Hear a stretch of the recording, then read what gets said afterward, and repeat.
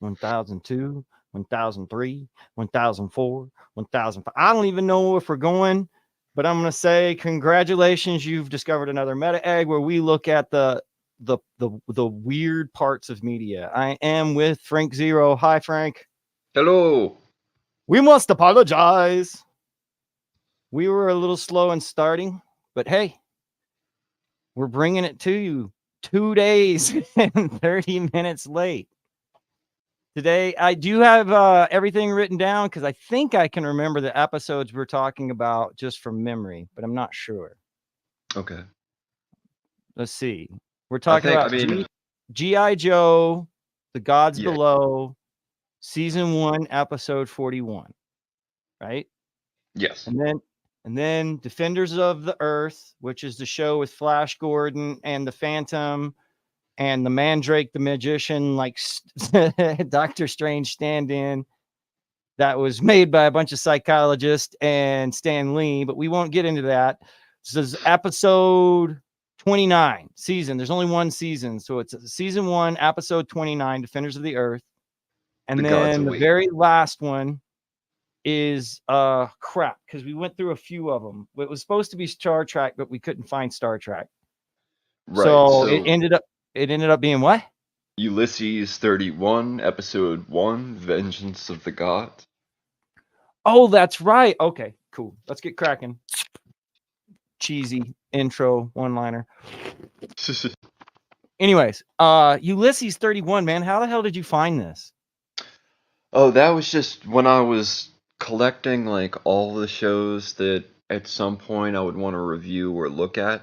That was one of the shows from another country that was just so Where was that abstract. from? Um, I Holy, don't like I don't remember, but it's something just like Finland or like Canada or you know. it's probably French Canadian, huh? It doesn't I'm not say on the sure. IMDb. I'm looking at it and it looks mostly Japanese, bro. Yeah, the animation looks very Japanese. It might Most of the just be people, from I Japan, guess but I thought there was some. it definitely has a Japanese version. I'm not sure if we got to get a Okay, little bit more still. Okay, well, wait. We're putting the goose before the gander. Let's talk about G.I. Joe first, surely. because that's the first one we had on our list. The Gods Below, written by Gordon Kent. So this was one of the first episodes that when I was going through all the shows to write in the sync book 2 for the Saturday morning Vision Quest, when I created this whole thing, I was trying to find a few episodes right off the bat where I couldn't turn away from the project. In other words, I was going to find a few episodes that in my mind kind of went way over the line and into something very interesting to adults or people in esoteric things or UFO crowd or whatever it was going to be. And this is one of the episodes that surprised me as to how deep and how interesting because of the Egyptian initiation part and the visuals they chose to accompany that. I felt it was one of the deepest, as far as like exploring ancient mysteries and things like that. It was one of the coolest depictions in any of the cartoons. So obviously with GI Joe, you find a whole bunch of them that are vastly interesting, and then you start watching all the episodes. And this is just one that I stumbled upon, kind of again, that for me really told me I was doing something worthwhile looking for this kind of stuff in the cartoons. It is wild too, bro. It gets out of control. The thing I remember GI Joe making me uncomfortable. I do not remember GI Joe making me this uncomfortable because it's out there. They almost Yeah. get the hint. I got the hint that they could have made like, well, first off, we're talking about post Star Wars. We're talking about post New Gods and Jack Kirby and DC. So the idea that you could turn like gods into action figures was in the Zeitgeist, right? Like it was there. It's a So very I'm Jack Kirby idea that we see expressed here. It's a very like yeah. 70s mystery In the 70s, you could have seen a lot of fictional characters running into Egyptian characters or even shows like ISIS. But you don't see too many 90s cartoons going into that level of mystery, you know? But they definitely were trying to make gods into action figures almost. Like they were making, I thought of Kirby in both cases. Uh, Yeah. I don't know. It's just weird because I think that there is a case of somehow nefarious, like I I would understand somebody thinking that it was brainwashing children. I mean, I get that. Sure. I'm Sure, not sure. sure if that's what it was, but it makes me Pagan or something. uncomfortable in that. Yeah, it's weird. Yeah, well, But it's a magical rite. It's meant to make you feel like you're in a space that you never comprehended could exist before suddenly you find yourself in the ritual. It's a space of consciousness that you didn't think you could be brought to, and you're sort of fascinated by the theater of it all. Um, which again, belongs to the mystery rites, and even today we see used very specifically or very purposely by like metal bands and interesting artists and stuff like that who choose to kind of create from that space of that ancient mystery. Fear is really the driver to get you through the Disney ride or the Jack Kirby spiritual experience, and you know sort of eat the information in a more pop media for the times fashion. I don't know. yeah, but this Instead gets of out of taking wild control. drugs and having sex in the middle of somewhere in Egypt or something. You know what I mean? It gets disturbing though. It gets out of control. Plus, it's a little bit of a hodgepodge. Like I'm not even necessarily sure if there's certain gods don't make sense their presence being there, and some of that. It's definitely like a potpourri of weirdness. But I also like the fact that they show them like flying around in a duat too, almost as if they could have made it a vehicle in the GI Joe. And I Yeah, never realized that you could also probably attach that to the things that they fly around in Thor also. Like I kind of yeah. considered that as like a symbol along the same lines, so to Now speak. that's a very Jack Kirby technology, Thor and Right. those floating spaces and those vehicles and stuff. Yeah, I think that's what made me decide that there was definitely there's undeniable Kirby Sure, influence. sure, yeah. So I can't really say that like In all I these episodes, I think there's a level of Kirby. the weirdness about GI Joe though is they throw all of it in there. Like every time that we add another layer to this, and it kind of makes it even weirder that they're all together. You know what I'm saying? You Like mean in G.I. Joe? yeah, G.I. Joe GI covers Joe so was much like a ground. it's just I mean, as much as I loved it so much, like I do, it makes me a little bit kind of weary that I watched it so much. I mean, we're dealing with It's something rich. trauma, dude. It's trauma for 120%, dude. There's like some traumatic shit that happens in Joe. Yeah, yeah, yeah. Um,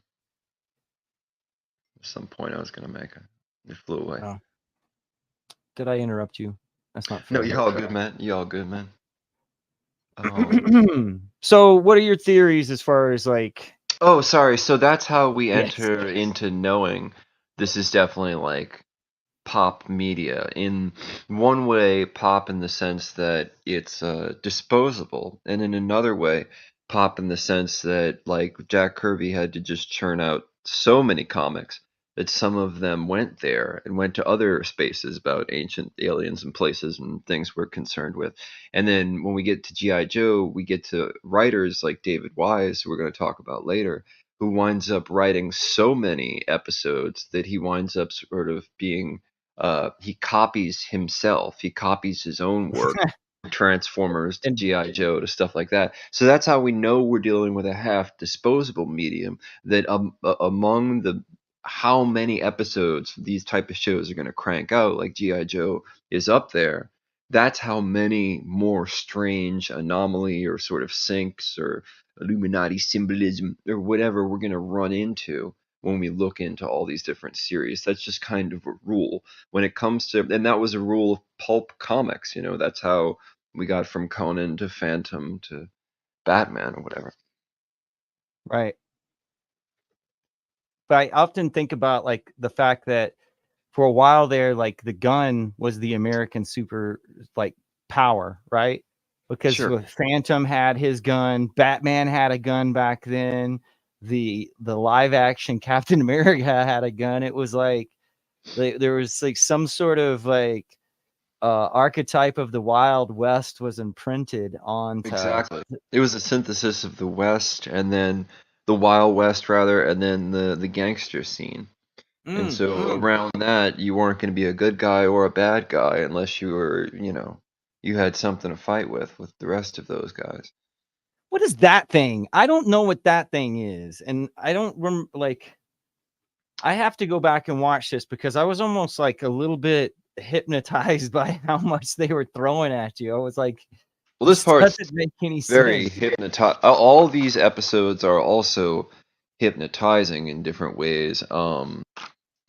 Sorry, I'm just looking at my notes to see if I noted who that fellow was, who that god or entity was. Oh, was that Amun-Ra? No, no, no, no, no, no. Amon-Ra is definitely in here because he's the sun god. They like his head is like depicted as Right. just being the sun. He's speaking, and Matt is the other one who speaks, but then Sekhmet was at Flying Bear. Yeah, they like bow And down then, to the snake god, dude. That's weird too. well, because Set is trying to put Cobra through a dark initiation, while G.I. Joe is going through the sort of Jedi initiation. The Tajid, the Tajet, the Jed Goes killer. to the mother and father goddess, Isis, and basically Ra, right? And then I don't know, man. Like, why would like this is just too much for like Saturday morning cartoons? Like, For the children's. Too much for the children's. is it though? Like, it's weird, bro. No, because I mean, I think it's very worth it to give them the disposable initiation of the Egyptians, as opposed to no initiation anywhere. Just school and bullshit, and you got to do this and football team and somewhere in there, if you can, you know, hopefully it's a pot smoking friend who has psychedelics, right? You want a little less disposable of a journey. But hey, this is one way in. God, man. But also to care about mythology and stuff, you know, it just doesn't have to be I about know, psychedelics. but it is. It's a little bit mind warping. I don't know. This was a Baroness episode. I gotta admit, I was it's kind of a little bit of a devious editor and tried to get as much of the Baroness as I could. Yeah. I mean, she's cool, man. Why not? She's cool, bro. It's better than We gotta watching do like, the time warp, man. We gotta do the time warp episode by G.I. Joe because when they go like to another dimension on that bridge, and the guy goes to like the other dimension where yeah, I was everybody's just watching backwards, that. I was and just watching that. It's so trippy when they go over that bridge. yeah, and he like falls in love with the alternate realm of the Baroness, like the Right. the good Baroness. It's No, just a totally. Yeah. It's such yeah. an Archer thing to do, and it's such an Archer thing that Baroness would be there, you know, Right. in this other form or whatever. Maybe I've been watching too much Archer, but somebody knows what I mean. All right, let's go on to Defenders of the Earth, man. I gotta admit, Let's do it. again, I'm already halfway through because I was watching the video to make sure it was good. Cool. This is where we step into David Wise, so we can take a break and go over his profile in a minute. Sure, But sure. for those who have not watched any of the other Saturday morning cartoons, we've been talking a lot lately about the Defenders of the Earth, which came out in 1986 and was like some sort of weird super group of individuals put together. They grabbed, I guess they must have grabbed the license on Flash Gordon. They grabbed the license on the Phantom, and Oh they no, they mixed were them together together. and Sorry, well, they these were super together in friends. like Action Comics or something that had existed since the 30s. I think it was the licenses were sold once, but then they got with Marvel and were trying to figure out what His else they could do with old the characters. characters though, right? And It then seemed- I'm not sure, is Mandrake must have been in that same group then, Yeah, right? Like yeah, he yeah, yeah, totally. They all were. They so, but all if were that from must that have been that comic had unit. to have least been like the 30s, 40s. So we're talking about a good 40-year gap between like the popularity of those characters and this, which is, I mean, a lot of this show is obviously kind of like, again, running off that Star Wars wave or reverberation from 77. Like, But Flash Gordon and Phantom always had some version of themselves on TV or in circulation in books or something. There could be gaps of decades with Flash Gordon. I'm not definite, but I'm pretty sure this company had been holding on to these licenses, just trying to do sort of random things with them. Random is when you look at Phantom 2040 and figure out, like, right. where did that project come from? I guess these people were really The kind of letting popularity of like anybody with a fresh idea grab the license. Spider-Man 2099, Punisher 2099. That's what I kind of felt like Phantom was. Phantom Yeah. 2000 or You know, I 3000. never saw them as like related, but you saying it now, it's like, duh. I Everybody was think talking about that era of the 2000s in the early 90s. right. They were doing like these derivatives of those popular concepts that were like really popular. But I mean, like this was definitely picking up on the like what's the aesthetics of the 80s, because it's basically the Super Friends, right? But Yeah. the Well, there, ground they cover, almost every episode that we've checked out could have had its own like toy series. yeah. Legit, like, because Yeah. in that other the Montauk one, they make all of these superheroes that were actually like pretty cool. Like I could have seen them as toys, and then They were forced, like those figures had to be sold like that week. So I don't know if it was David Wise. I think it actually was the Montauk the Mind Menace episode. I think it was David Wise. He had to suddenly take all these characters that were going to be the psychic projections of the kids, and that was like the figures they dumped on his desk that week. Like, make all these guys just appear in one episode. So he's like, "Oh, I'll make him the, so these were toys. How did I not yeah." know about Defenders of the Earth, man? It was just like maybe I was just grew up in the middle of nowhere in the country or something. But it's like it's wild. No, It should have I been a lot mean, more popular, I figure. I grew up in New Orleans, so we didn't get everything down here, but there was, I mean, Defenders was really rare. You'd have to go like some weird, strip mall in some other part of the state, Huh. uh, where they'd have just some alternate toys you had never seen before. Finally, they'd have like the Darkwing Duck stuff you never actually saw in the store or whatever, whatever it may have been. When there's trouble, you call DW.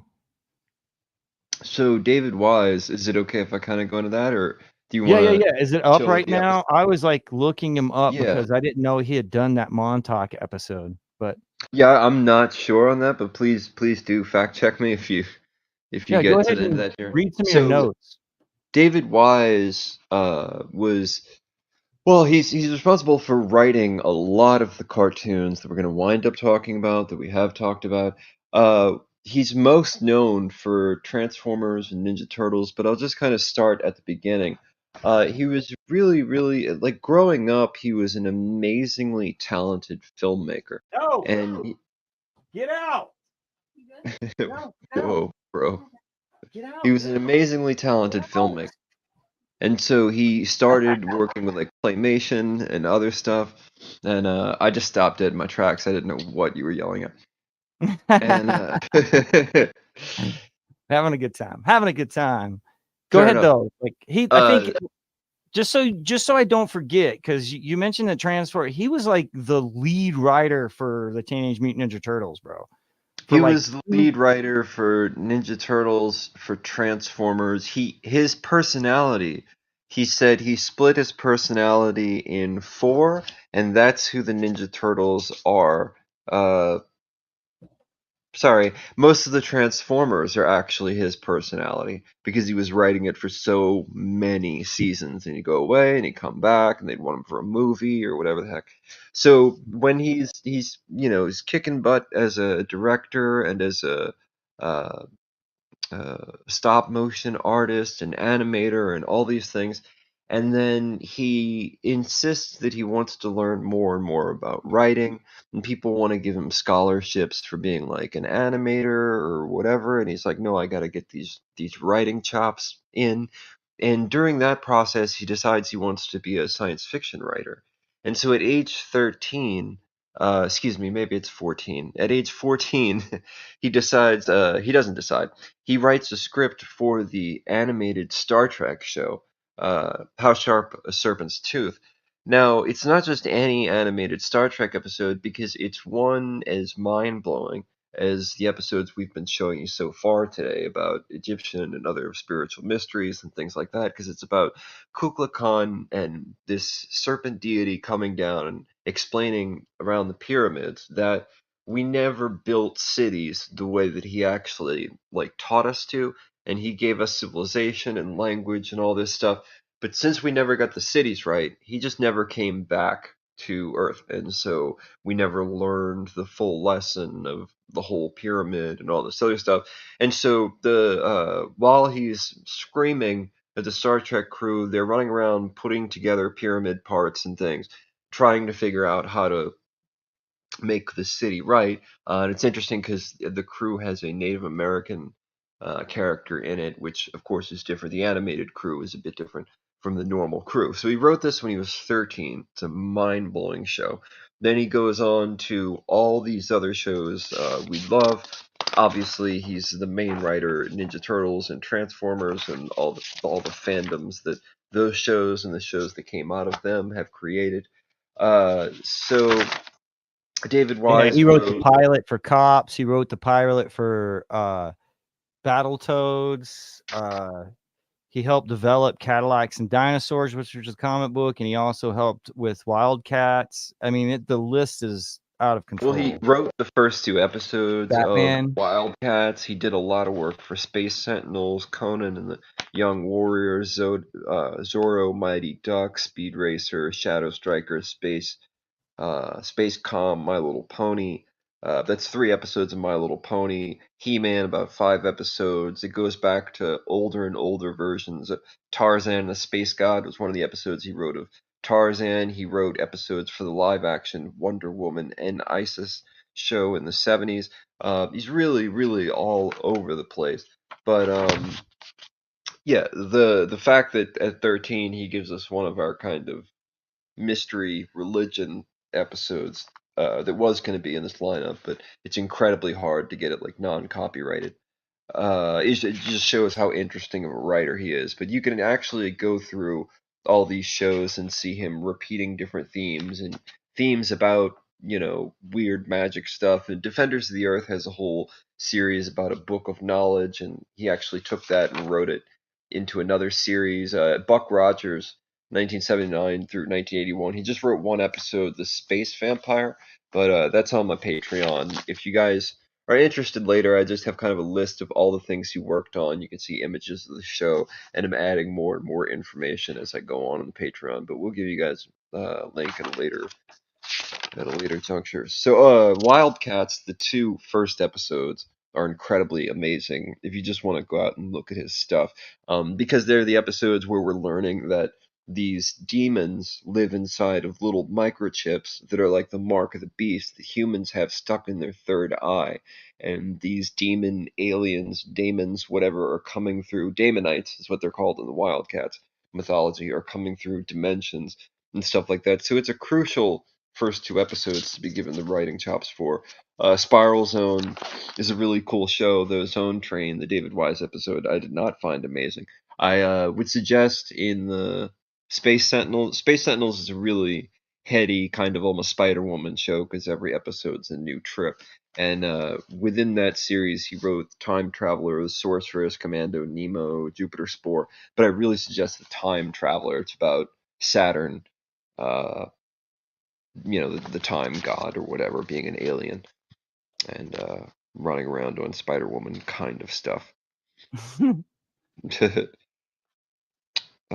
Yeah, uh, here it says the David Wise was an American television and animation writer, tutored by writers such as Ursula Guin, Frank Herbert, Harlan Ellison, and Theodore Sturgeon, whilst attending the Clarion workshop. So I mean, like Ellison, who was real big in Star Trek, probably put his foot in the door for him there, but yeah.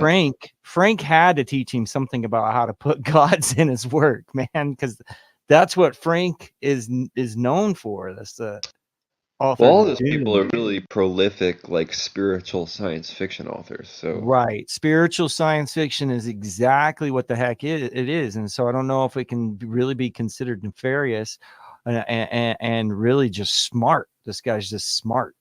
that's what I was getting at.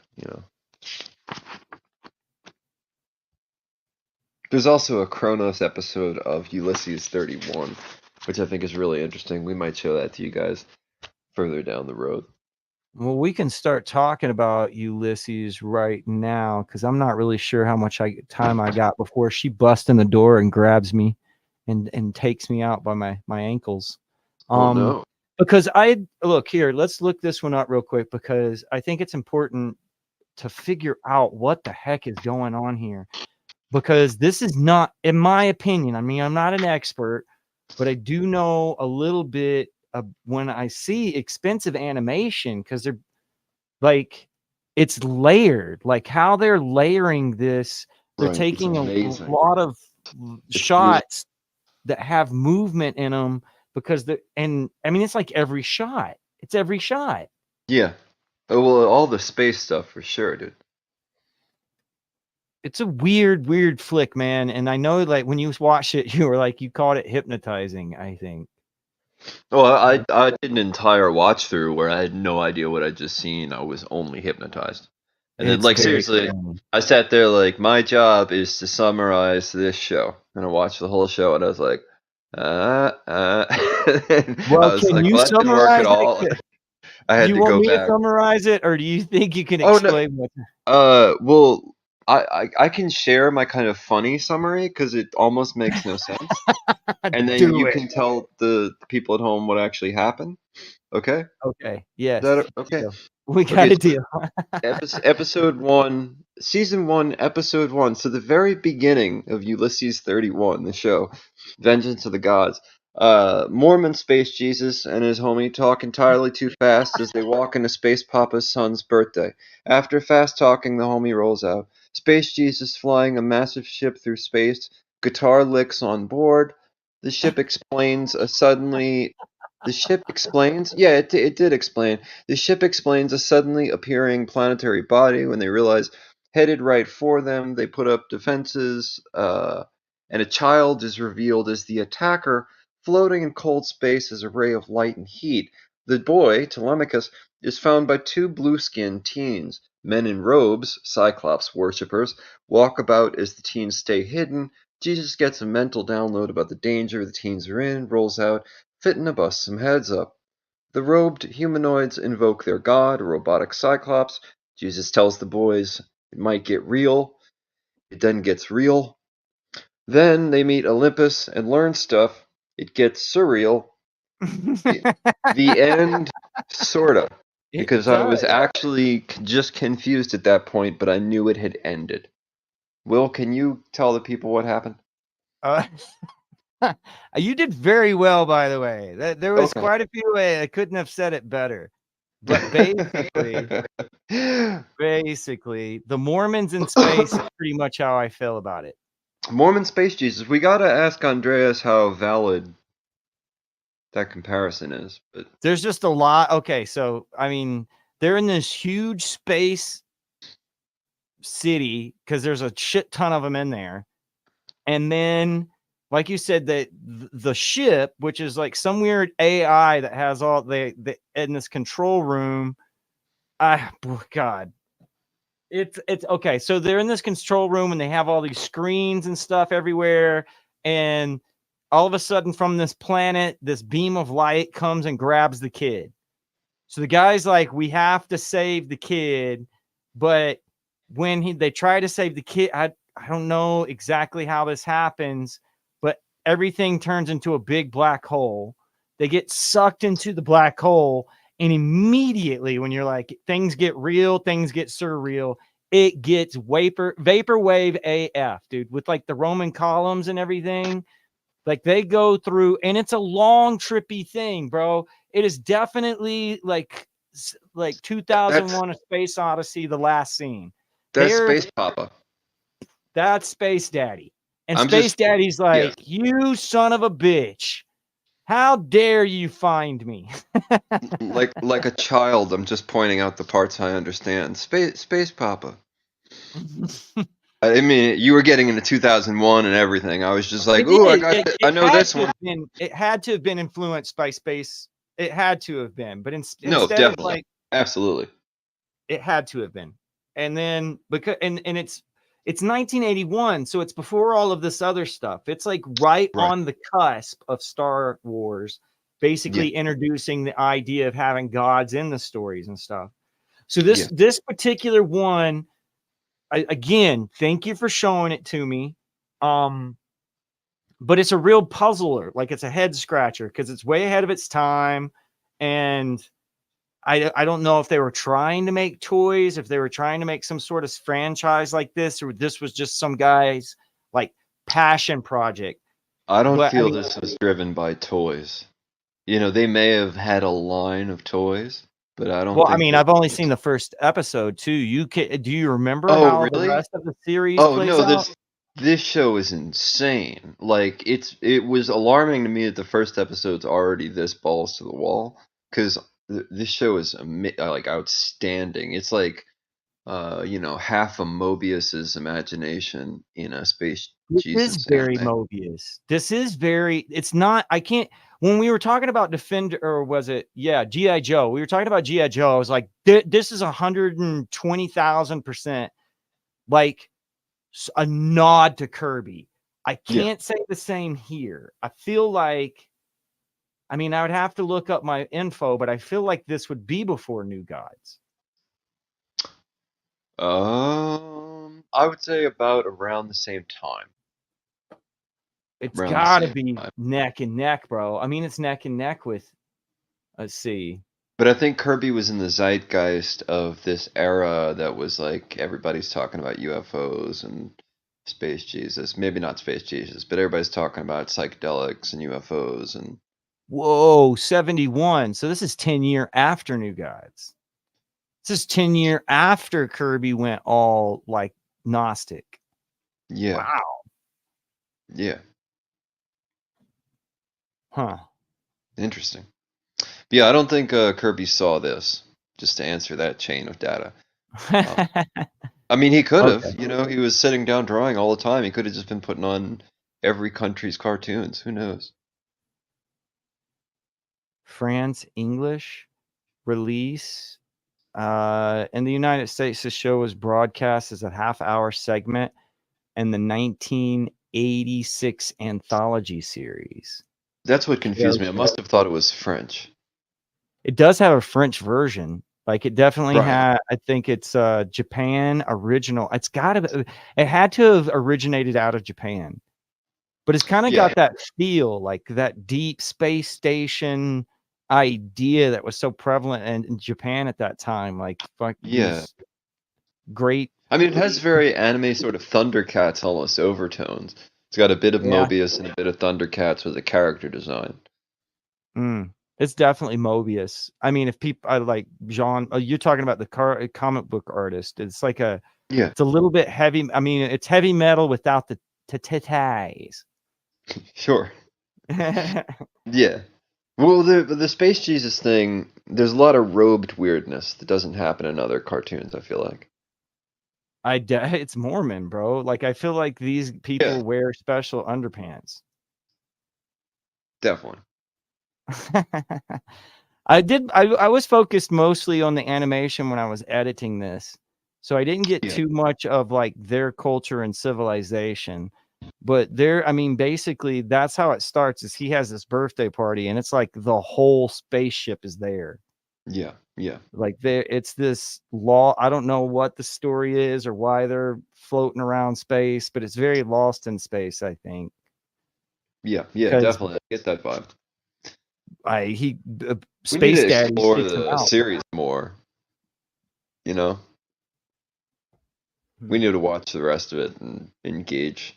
I need to find the really great episodes that are worth bringing to the people. Well, hey, okay. So, what do Yes. you where do you think we should go from here? Because we've kind of hit up. I mean, this is what I like about this episode a little bit is because we've hit GI Joe a bunch, and now we've hit Defenders of Earth a couple of times in a row also. Yeah. But Ulysses adds a little bit of new blood, and it's Sure. it's a lot different, but I need to read up on it as well. What do you think we need to study next? I think we should like try to move more in the Ulysses direction with the very next one as far as shows people haven't seen. Because we covered David Wise here and people can see a much larger written version about all this about David Wise at the Patreon. I was thinking of doing Michael and the Edens brothers, Michael and Mark Edens. But I'm also thinking just come up with three shows that we haven't talked about before, still kind of sticking to themes that we've talked about in the past, because I'm pretty sure by the one after this, we're gonna have another All Reptilians or an Atlantis episode or Alien this or that. So I was thinking maybe the next one just have a diverse bunch that touch whatever weird themes they may. So just to add more focused on our next little batch as being things that people have never seen before, kind of like Yeah, Ulysses 31. exactly. Yeah. Oh, grab bag. This could be fun. This is some secret box stuff. Is that what you're Yeah. saying? Mystery box. We got a mystery box, y'all. We got a mystery box, y'all. True, it just might be about Cthulhu.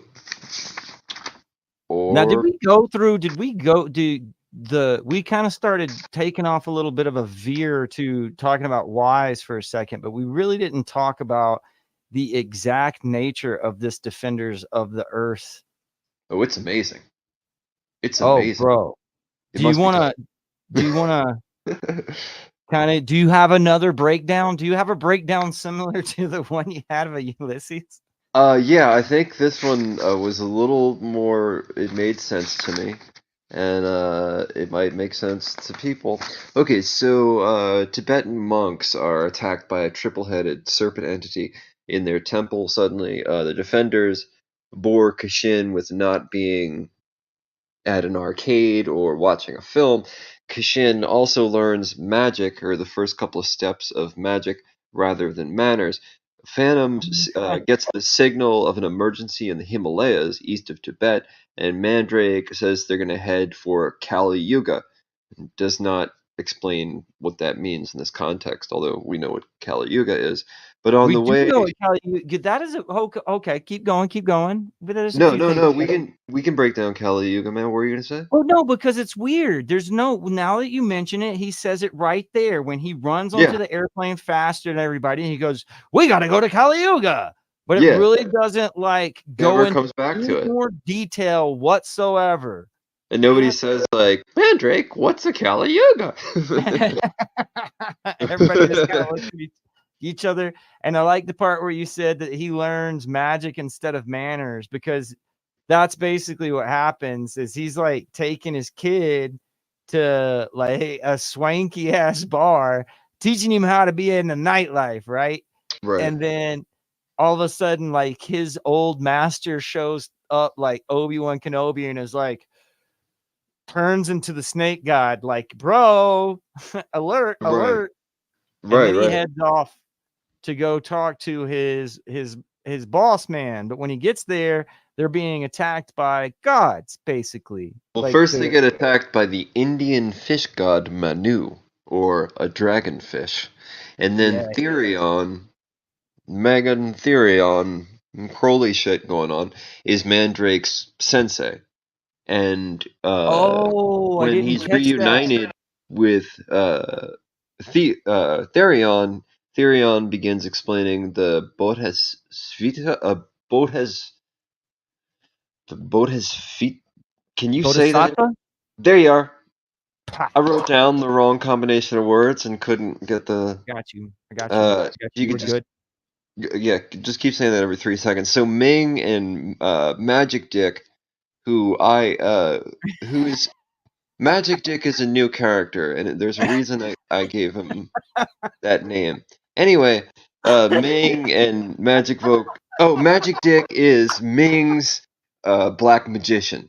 Yeah, So but Magic Dick has a transformation that's pretty intimidating. yeah, but first Magic Dick and Ming invoke Kali, and it's like a Ray Harryhausen scene, which we keep seeing I parts guess of. that's why he's mentioning Kali Yuga, because they do go up against Kali. They do. Right, right. But that has nothing to do with Hmm. a 350,000 year cycle. That anyway, Ming and Magic Dick keep destroying temples to take over the spiritual ley line. The same thing with Cobra, Rathamon, the Himmler hijack method approach to archaeology and dark magic, There, the there goes Wellisberg Magic Dick. method, if you will. Go Magic Dick. Yes, and now Aqua Shiva and Shiva attacks Aqua them Shiva. with the other two gods. Ming Dragonfish. traps the three beings on Earth and rolls out in a UFO. Kashin finds his way to Therion, asking for help to save Phantom and the boys. Therion appears in a 3D ruin stone, or a solo S sort of ruin, and reminds Mandrake his powers in this realm. And from a rainbow pyramid keyhole, he kicks his ass accordingly. And this reminded me of the Iron Man episode where Mandarin, much like Ming the Merciless and Mandarin learns his origin with like the dragon cult of shapeshifters that take over like banking and everything in the world. Oh,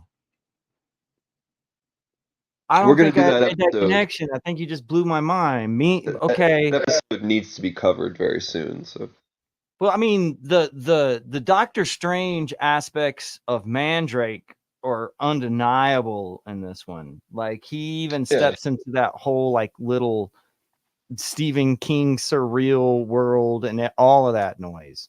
yeah, totally.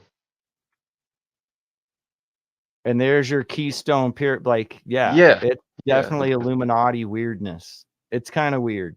Well, in the beginning, they were looking from the computer, and there was a flashing pyramid where they were just standing. From So now on, you must make your descriptions of these movies like that, sir.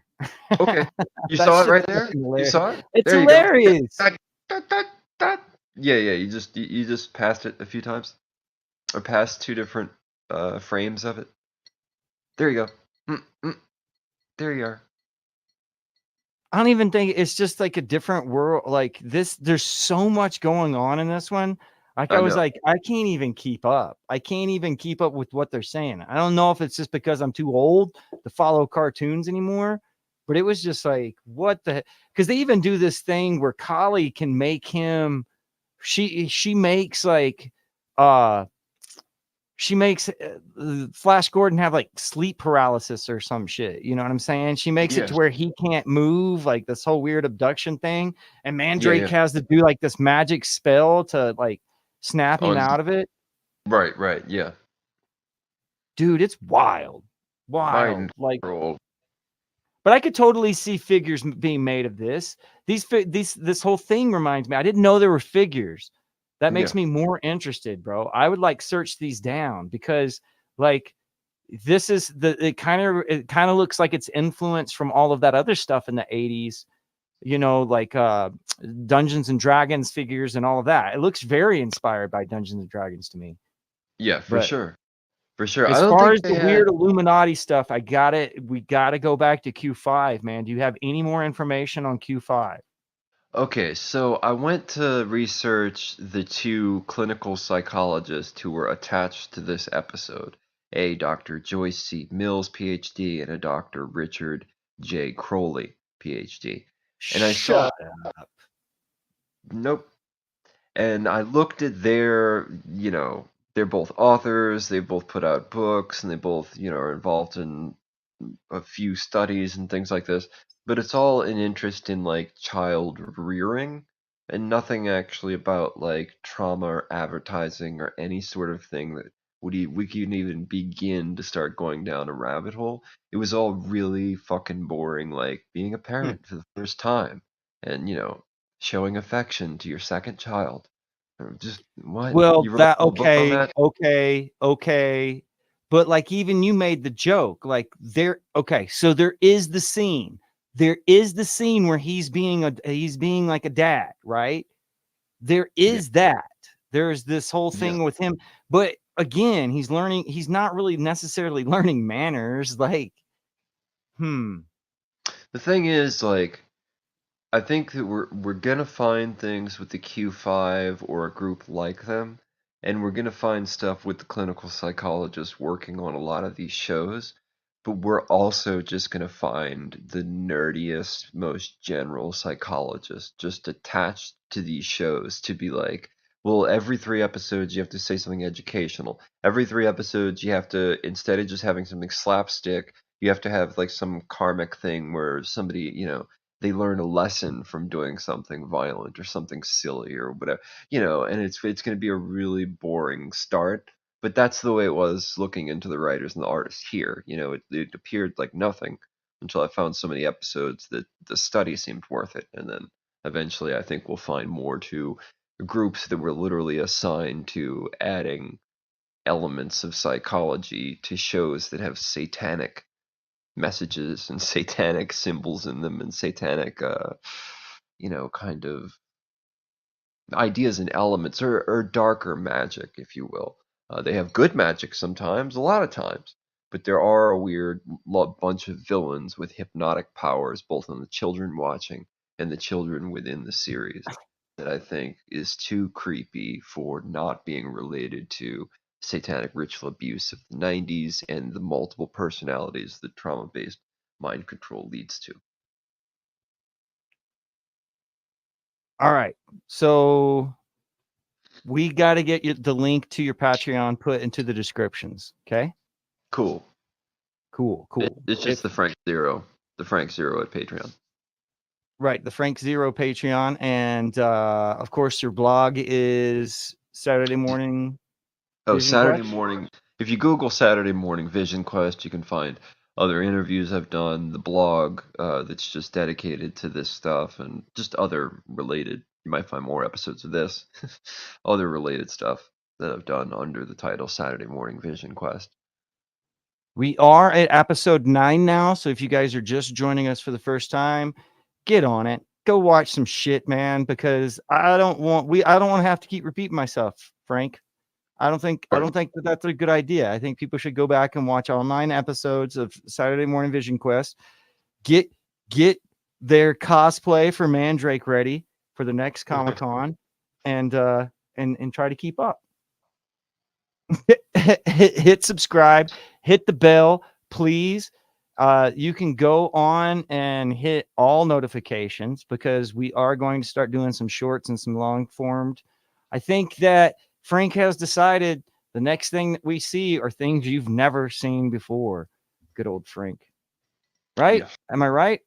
And Yes, sir. we're gonna try to do those pretty quick, man. I gotta go out to dinner right this minute. However, tomorrow, why don't we try to get, even if we have to do one late, let's try to get as much done tomorrow as we can. I'm I down. don't really have anything planned. People will try to be like, hey, let's go party. And at the very least, I'm going to go to bed early this morning, wake up early, and try to get a little bit of stuff done. So why don't you go ahead and send me like a list of 3 more episodes, and we'll do the whole thing as quick as we can. See if Will we can do, make a man. turnover. I'm down. All right, homies. Thank you guys for watching. Thank you, Frank. Good God, man. It took us a while to get this one out, but it's Yeah, no. out now. I like it. Yeah. I love the thumbnail. Frank was like, give me the Phantom. And no matter where I put the Phantom, I had to make sure that Frank was there before he got there. Thanks, Frank, man. We'll talk to you soon, okay? Surely, man. Thank you, bro.